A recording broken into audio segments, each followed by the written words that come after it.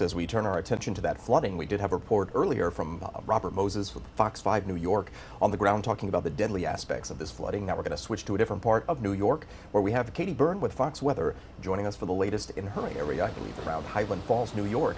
The latest updates on that flooding. Katie, good morning to you.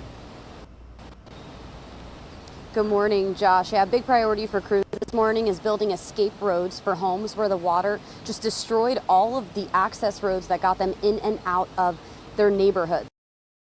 To get out of their homes and come into the town if needed, because they've built these makeshift paths for them to get by, but now they're working on longer term solutions so that they can hopefully drive a car over these roads at some point. Right now, people don't feel safe driving on a lot of the roads because there are crumbling streets and debris spanning miles in this area, not just here in Highland Falls where we are, but also in places like Fort Montgomery and West Point where the military academy is.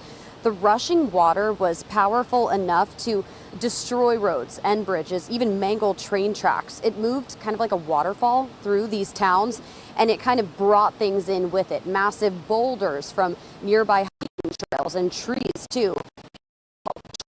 Their homes when things were at their worst. They got about 8 inches of rain in a span of 15 hours, which is more than they get in an entire summer season. So they were waiting it out, hoping that their own homes didn't lift off their foundation and get swept away too.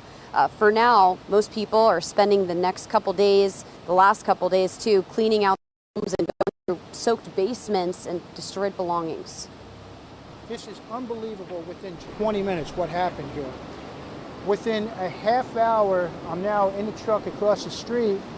You can't even come near here. Who would expect this to happen? From them saying thunderstorms, I'm wiped out again. You know,